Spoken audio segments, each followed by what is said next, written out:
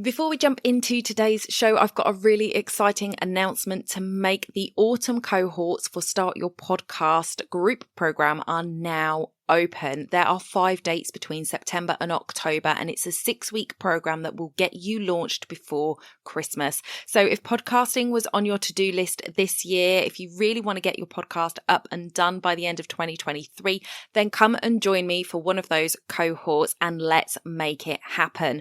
I have a free masterclass available for you called Understanding the Power of Podcasting. You can go over to donnaeade.com/masterclass, watch the masterclass and get access to that enrollment. I hope to see you in one of the autumn cohorts very soon. That's donnaeade.com/masterclass. Let's get back to the show. You're listening to the Wedding Procast UK, the place to be if you are a UK wedding professional looking to grow and streamline your business.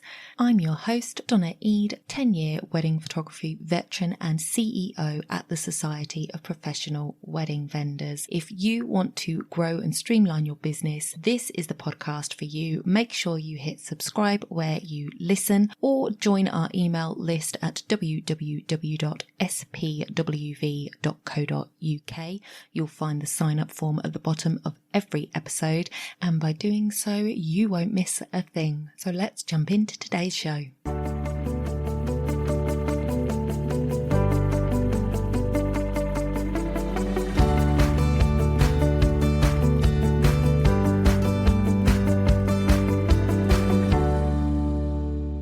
Would you like to increase your credibility and your inquiries?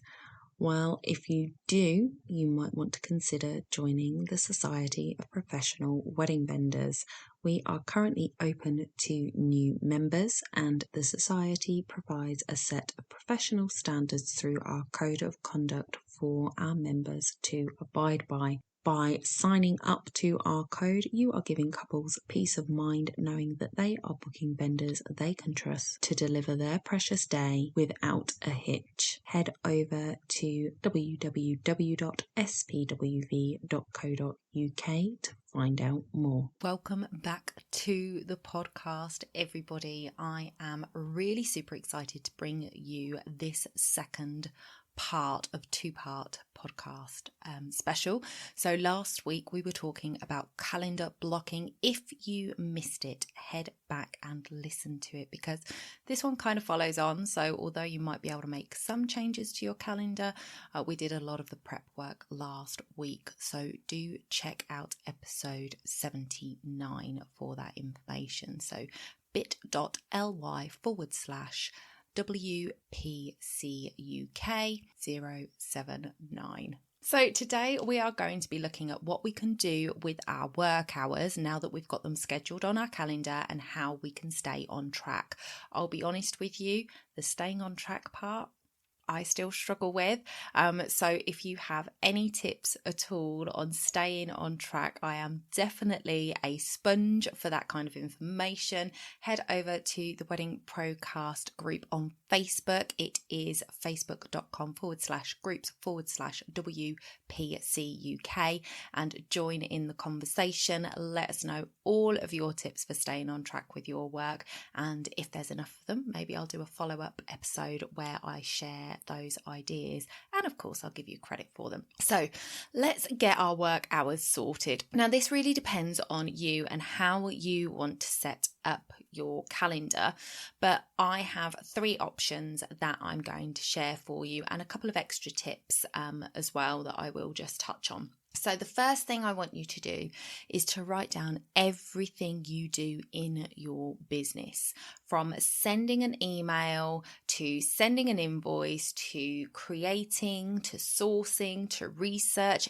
Every single thing that you do in your business, take a big brain dump and put it all on one page if you can. And then what I want you to do is to look at all of those different things you do and group them into like for like tasks. So for example, if you are doing a finance day, then you would include your invoicing on that day and chasing payments. That all kind of comes under the same umbrella. If you are looking at writing a blog post, well, you also write social captions, you also write emails, newsletters and things like that. So that might all come together under one. Then like having what I call a CEO date, which checking your social stats, checking your ads performance, checking your Google Analytics, meetings with clients, with colleagues, with venues, scouting venues and things like that. So just group all the like for like activities together. How you choose to fill your calendar is up to you. So one of the things that you can do is have a little bit of everything every week. So you might do your finances on Monday morning and then do your CEO stuff, all your statistical follow-up research, diving in deep and seeing what's working and what's not with all your statistics. That might be something you do on Monday afternoon. Then on Tuesday, you might do client meetings in the morning and you might do colleague meetings in the afternoon. On Wednesdays, you might have that as creative day. So whatever it is that you do that's creative in your business, maybe that's the element that you do on a Wednesday. So for example, if you're a DJ, maybe you're sourcing new music, coming up with new mixes and doing all that creative stuff. If you are a cake maker, maybe that's your baking day. If you are somebody who does invitations, then maybe that is the day that you're mocking up designs for your clients and things like that. So do that throughout the week, put everything on the calendar, a little bit of everything, and that is how your week will chunk down. So I personally, and I think I talk about this a bit later in the episode, but I tend to do sort of 3-hour chunks of time. I'm not one that can handle smaller chunks, and I kind of feel like you really get into something and then you have to stop and change what you're doing, and that breaks your concentration. So I suggest 3-hour blocks to do these things in. Remember, you're doing lots of little things within it. So in your finance 3-hour block, you might be going into FreshBooks or Xero and making sure that your accounts are up to date. But then you might also need to send a few invoices. So you might be grabbing some client information and popping out some proposals and doing things like that. Then you might be in your emails chasing up payments from clients. So you may have 3 hours and you may think, oh gosh, I'm never going to be able to fill that 3 hours. But with the stuff that you're doing within it, you are going to be changing what you're doing, but you're all on the same topic. So it means that you're not, for example, if you were going to just not have any rhyme or reason to what you're doing, maybe in the morning you're like, oh, I need to update my accounting software. So you go in and you start doing that, and then you remember, oh no, I need to get that client work finished. So you drop that, you head over to your client work and you start doing something creative, which means that you've got to get everything out, you've got to get everything prepared, and then you start working it. And then through that you might get a phone call, and then you're on the phone for an hour, and then when you finish that you actually are like, oh, I need to do that thing before lunchtime, and then you're jumping about from thing to thing.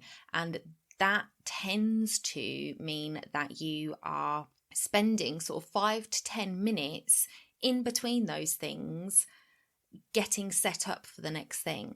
But if you're doing everything that is finance based, then you are going to be in the same sort of vicinity. So your invoices, you might send them through your accounting software. So if you've gone in and reconciled all of your amounts, then that's fantastic. You've reconciled your amounts. Now you need to send a couple of invoices. Well, you go into your invoicing part of your accounting software to set those up. So the only other thing that you've got to open is maybe your client documentation, so you can grab their details out of it. So you make sure that you're putting the right stuff on the invoice. So you're already in that system. And then maybe you need to chase up some payments. Well, again, if you're using your finance software properly, that information is all in there, and it's usually just a tap of a button that you need to send a reminder for those things. So you're all in the same place, but you've got 3 or 4 different things done in that same place. I hope that makes sense. So you might want to consider having option 2, which is an A-B week. So, for example, week A, you do all your front-facing client work, meeting with clients, scouting venues, guesting on lives, on podcasts, YouTube, meeting with colleagues, etc. So, everything that is about marketing your business and forward-facing communication with your clients, working with your clients, and doing your client work. That is all stuff that you would do on week A. And week B would be all your back-end business stuff. So all of your accounting, invoicing, blog writing, social media, admin, ordering, getting contracts signed, all of that stuff would be stuff that you would do on week B.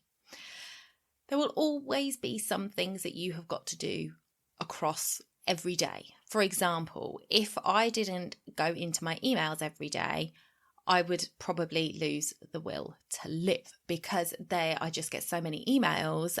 Most of them, to be fair, are spam or, newsletters that I've signed up for. But if I don't go in every day and delete things that I don't care about, action things that I do care about, make sure I'm catching any client emails, then it builds up and builds up. This is something you have to keep on top of. So for me, I always spend 30 minutes in the morning in my inbox and 30 minutes before I close down at the end of the day in my inbox, just to make sure that everything is sorted. And I might have a quick glance at lunchtime just to make sure that there's nothing urgent that has come through while I was at lunch before I start my afternoon. So option 3 is to have a more seasonal approach. Now, it may be that you combine option 1 or 2 with option 3, with the seasonal. So if you know that June to August you're doing multiple weddings a week and you just don't have the time to sit there and write out a captivating social media post, or you don't have time to write blog posts, you might want to do a seasonal week. So you would have, maybe you wouldn't do those things during the summer months. So from June to August, you don't write blog posts, you don't write social captions. So maybe you are in your stories, which are nice, quick and easy to throw up there to keep everybody up to date with you, but you don't do any of that stuff on the regular during the summer months. So your week may look more like it's client facing, and then just the back end stuff you need to do to get you through the summer months. So, organizing your client portfolio, or ordering photo albums or USB sticks and loading your photos and things like that. Those, and obviously baking cakes, you would have to do that. Ordering your ingredients and things like that, things that you have to do during the summer months when you are fully packed with weddings, and drop the stuff that isn't necessary. So you may do, instead of going in and having a finance morning every week or every other week, if you're on an AB week, you might do that once a month in the summer. So maybe you do a monthly calendar where you drop those blocks that you do on your back end week into different weeks of the month, so that you've spread it a little bit more. I understand that one of the things that we are always taught with our social media and our weekly content is consistency is key. And I am not telling you to stop being consistent during the summer months. Absolutely not. I am going to try and help you to be consistent through those summer months without putting that added pressure on you, and giving you some more space so that you can continue to do the best work that you can. So here is my example. If you can, and you can do the same thing with social media posts. Now, I tend to block my social media for a whole month and do that in one go. That might work for you, it might not. If you can do at least a week in advance, that can be really useful. And remember, your stories is the here and now. Your posts can be more strategic, so they can be more of, maybe I do Motivation Monday, I do a Top Tip Tuesday, all of those things. You can do your main wall posts around those kind of things so that you're getting information out to people, but it doesn't necessarily have to have a real time link. Now, if you can, so if you know that there's a national day coming up, Breast Cancer Awareness Month has been October, so I put a post out about that earlier in the month. You can schedule those things in, but it doesn't necessarily have to be topical to that particular week when you're doing your posts. You can do that in your stories. So my example, I'm getting back on point, sorry, getting off track. It doesn't happen often, does it? If we can get 3 blog posts done in our blog writing session. So if you've got a writing session where you're going to be focused on blog writing, email, newsletter writing, and social media caption writing, and you might decide to do a solid hour on social media on its own. And then use your 2 hours for your blog writing. You might need 4 hours and then do an hour on your emails. It just depends on how fast you can write and how flushed out your ideas are when you start. So I definitely would advocate for having a planning day in your month where you will actually sit down and say, okay, for the next 4 to 6 weeks, this is what's in the calendar, this is what I'm planning, this is the marketing that I need to be doing, these are the stories that I need to be telling to get that across. Then that makes this go much quicker. So if you can do 3 blog posts in your blog writing session, and I'm taking it that you're on an A-B week here. So on your B week, you're going to write 3 blog posts every time you write, then you're pocketing 1 blog post every fortnight. So you're doing 2, 1 goes up, and then the 1 goes up the following week, and then you write another 2, you write 3, and you put 1 up that week, you put 1 up the next week, and then you've still got 1, but you're going to write another 3. So the one that you wrote last in your first block goes up that week. And then the first one you wrote in your second block goes up the following week. And then you've got 2 when you come to your next writing block. Does that make sense? So you're always bagging 1 extra blog post each fortnight. So if you were to do that from mid-November this year, so I'm giving you a couple of weeks to get this all sorted and organised in your calendar, but if you could start in mid-November, and then you have 2 weeks off at Christmas and a week off at Easter, that means that you would lose 2 writing days. Then by the 23rd of May, you will have 9 blog posts in the bag, ready to go, that you have written already. And that will take you across most of the summer. So all you have to do within the summer months is write 3 blogs. So that's 1 a month. So if you can do what I've suggested, which is take your back end week and spread it out through the month, then you can easily get 3 blog posts written in your blog post writing time on 1 week out of that month. And then you are covered for the end of summer. And those might be, obviously your blog posts can be real weddings. They can be how-tos. They can be tricks and tips, 3 things to know before you get married, all of these different things. So it's not necessarily an issue that you are preloading them or pre-writing them, because it can all be information that can be relevant. By doing them in advance and going in the order that you write them, then they are going to be up nearer to when they were originally written, and you can make sure that they are appropriate. If they're real weddings and it's seasonal thing, that you might want to save it till that season comes round, but really it shouldn't be an issue.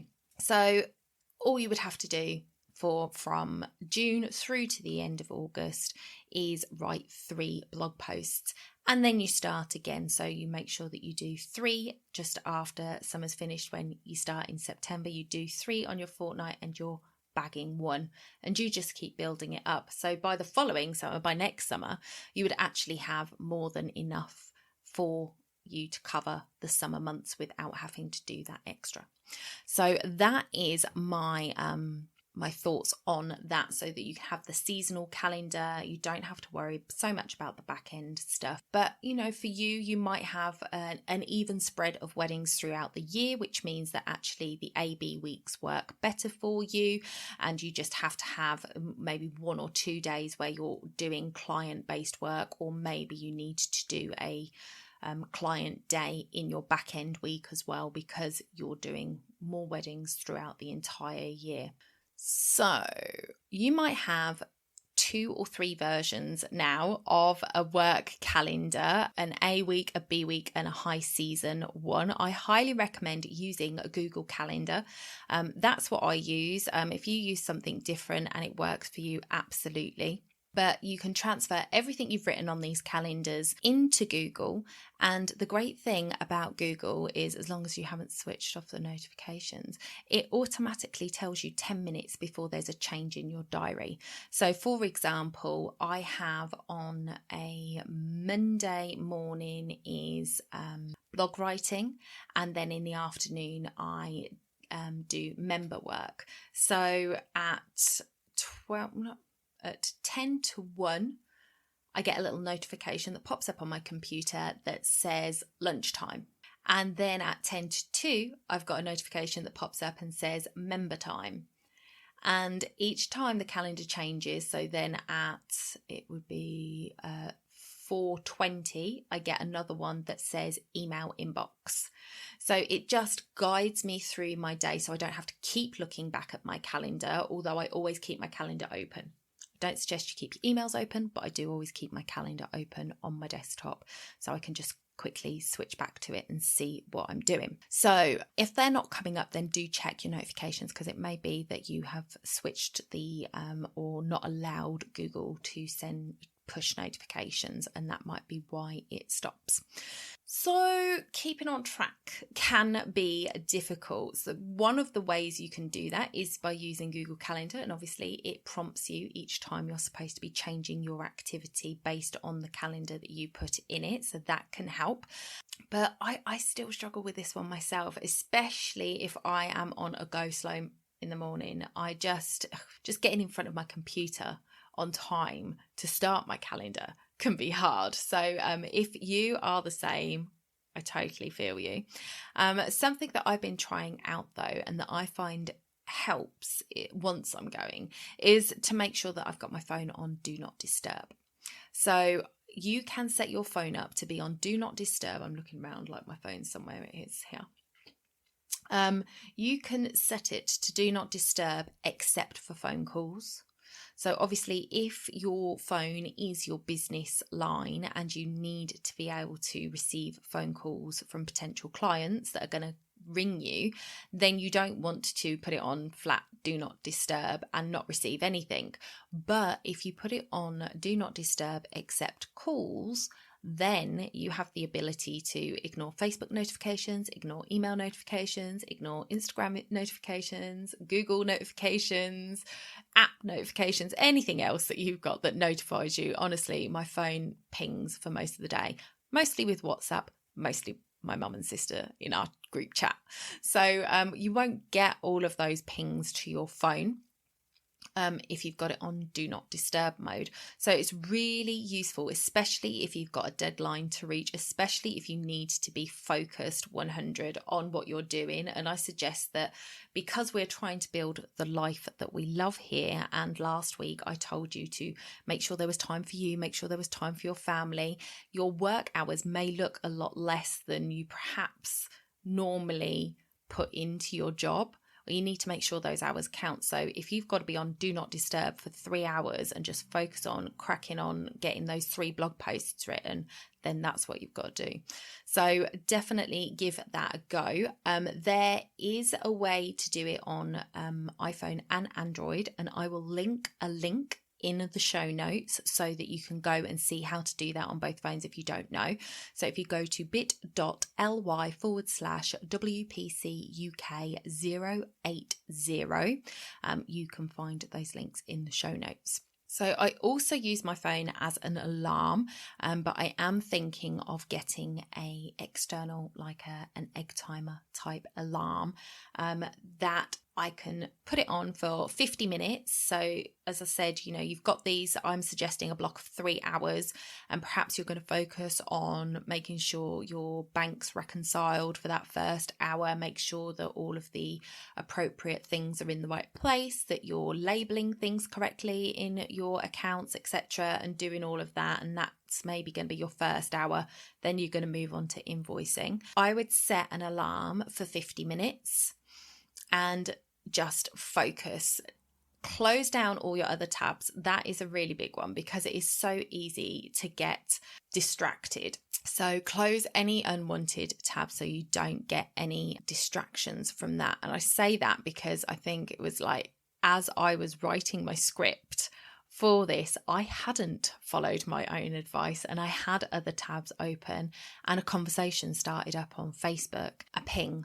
And it pinged on my phone because I hadn't got that on silent, and it pinged on my computer. And I was just like, what was that? And then I was distracted because I'm writing this script for this podcast, but I know there's somebody's, what if I don't reply straight away? And and I get all that sort of, fear of missing out, what's the person talking about? So it is something that it just takes you away from what you're doing. So even if you don't look at it, your mind has been distracted and it takes a minute or two to get back into what you're doing. So if you shut down all of the tabs except the ones that you need open to do the job that you're doing, then you're not going to get any unwanted disruptions from other places. So that is another top tip. So there are different techniques to work on your timing. One of them that might work for you, it doesn't work for me, is the Pomodoro technique.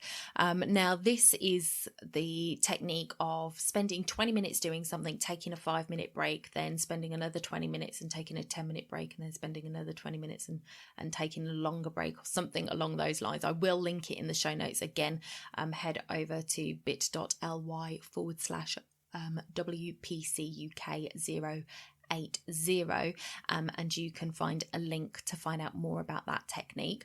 For me personally, I find it's too disruptive and it takes me too long to get back into something if I've been taken away from it. So that's why I say I'll set an alarm for 50 minutes, and then at 50 minutes I'll get up, I'll have a stretch, I'll go to the kettle, I'll make a cup of tea, just stretch my legs and walk around a little bit and get out of the office, and then come back and set a timer for another 50 minutes.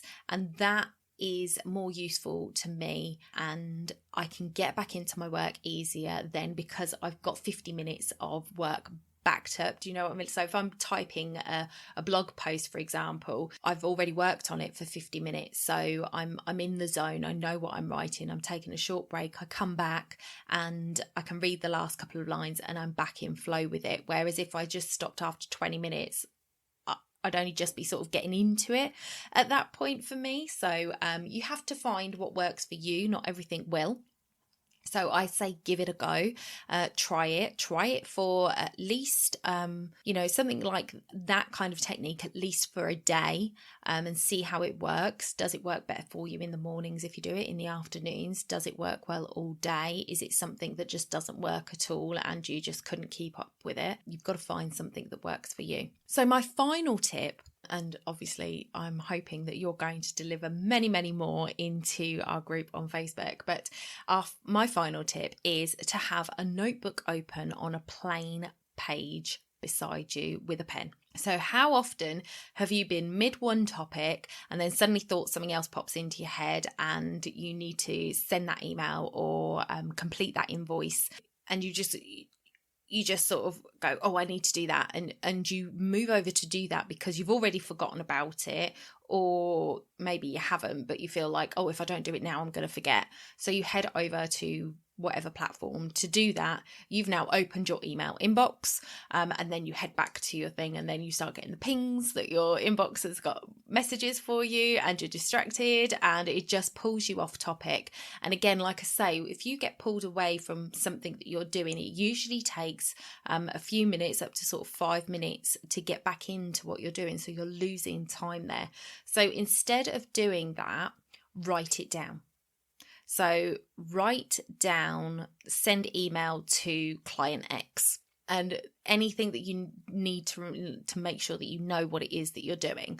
And then once you have completed your task, so for example, me with my 50-minute timer, once you've got that 50-minute timer goes off, then head back to that and go, okay, let me just send that, and just complete the little tasks that you've written there before you start your next block of time. Now, if they are things that you have got in the schedule to do, so for example, if it is send an email, you know that at the end of the day you're going to send an email. If it's not desperate that it needs to be sent at that moment, like you should have sent it last night and you forgot or something, then put it down in your email block. So head to your calendar, open up that email time that you've got and type in there, send an email to, and then save that so that when you get to that block, you can see that you need to do that. You've also got it on your piece of paper next to you as well, so you can just write in there, do it at email time. And then just make sure that at the end of the day, the things on there have either been taken care of or have been scheduled. So it may be something that isn't desperate, but just by clearing your mind of everything else and focusing on one thing, it came to you that when you do your invoicing, you've got to chase up a certain client. So you might write down, don't forget to chase up so and so, and you can transfer that into your calendar for the day that you do your finances. Hope that makes sense. So today we have looked at how to get our work hours populated with different schedules that you might want to draw on. We spoke briefly about batching content so we can get ahead, and we went over a few ways of staying on task. If you implement these tips into your calendar, then I'm sure you'll be able to save yourself some time and focus more on the things that are important to you. If you have any tips that you would like to share, then please do head over to our group on Facebook, facebook.com/groups/WPC UK, and share them there. Don't forget you can grab your free calendar blocking PDF with an example at spwv.co.uk/calendar. That was there on last week, so if you already downloaded it last week, it's the same thing, so you don't need to do it again. And that is it for this week. So I hope that helps you set your calendar up a little bit more productively for you. If you have any tips or thoughts, then please do head over to the group and let us know in there, and I will see you next week. Bye for now.